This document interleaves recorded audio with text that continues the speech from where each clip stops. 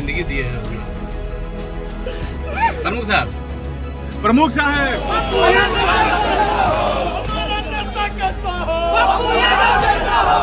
ठान लो तो जीत है, मान लो तो हार है। और ये बात पप्पू यादव ने पूर्णिया के रण को फतह कर साफ कर दी है,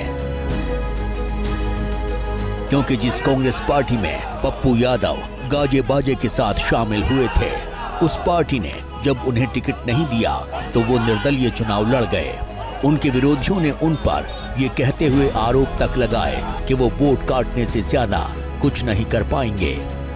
आरजेडी नेता तेजस्वी यादव जब पूर्णिया में प्रचार करने गए थे, तब खुलकर पप्पू यादव का विरोध करते नजर आए थे और यहाँ तक कह दिया था कि या तो जनता जेडीयू को चुन ले या फिर आरजेडी को चुन ले। या तो एनडीए या तो इंडिया की लड़ाई है। या तो आप इंडिया को चुनो, और इंडिया को अगर नहीं चुनते हो बीमा भारती को, तो आप एनडीए को चुन रहे हो। साफ बात। लेकिन पप्पू यादव में जीत की जिद थी, जिन्होंने पूर्णिया का चुनाव अपने सामर्थ्य से ऐसे मोड़ा कि जनता को पप्पू यादव के सिवाय कोई उम्मीदवार पसंद ही नहीं आया। आरजेडी ने पप्पू यादव के सामने जिन बीमा भारती को चुनाव लड़ाया, वो नोटा से भी मुश्किल से जीत पाई।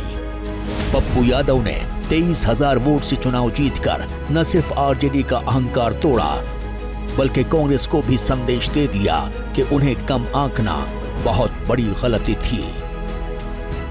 जनता हमेशा अहंकार को खत्म करती है, नहीं तो आज राहुल गांधी जी पीएम होते, आज 15 सीट हम और जीत सकते थे ना, एकदम 15 नहीं 18 भी जीत सकते। मैं चाहता हूं कांग्रेस मजबूत हो, कांग्रेस बढ़े, कांग्रेस की सरकार हो। कांग्रेस को मजबूत करने में और नंबर 1 करने में और कांग्रेस की सरकार बनाने में बिहार में हम अपनी पूरी ताकत लगाए।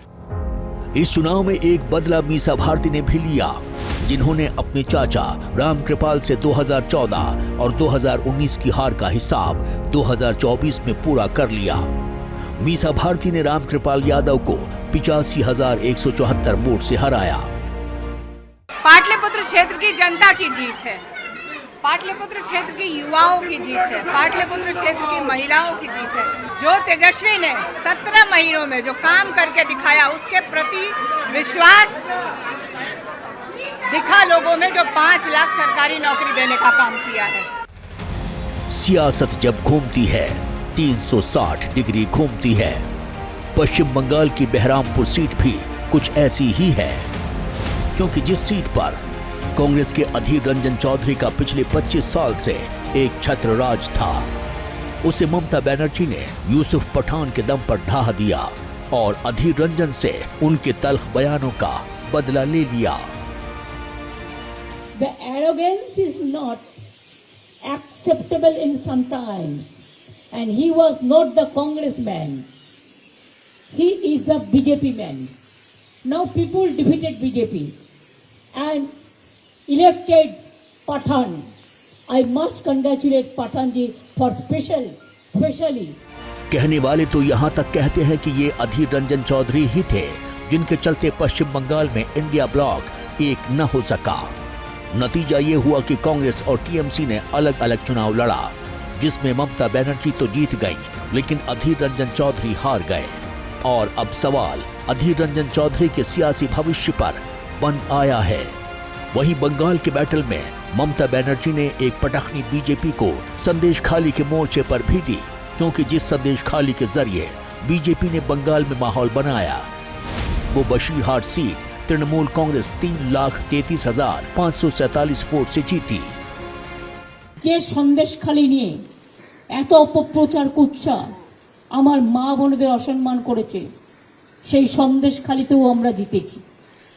এবং মনে রাখবেন, আমরা উত্তরবঙ্গেও ওদের নাকি হোম মিনিস্টার সকল, তার মেরুদণ্ড মানুষ ভেঙে দিয়েছে। चुनावी समर में एक चर्चा महाराष्ट्र की बारामती सीट भी रही, जहां ननद भाभी की लड़ाई में ननद भारी पड़े, क्योंकि एक तरफ सुप्रिया सुले थी तो दूसरी तरफ अजीत पवार की पत्नी सुनित्रा पवार थी। दोनों ही तरफ से पूरी ताकत लगाई गई थी। लेकिन सुप्रिया सुले 1,58,000 वोट से चुनाव जीत गई। इंडिया अलायंस का परफॉर्मेंस बहुत अच्छा हुआ है और महंगाई, बेरोजगारी और भ्रष्टाचार को इस देश की जनता ने रिजेक्ट किया है। 24 की इस जंग में कश्मीर में नई हवा दिखी।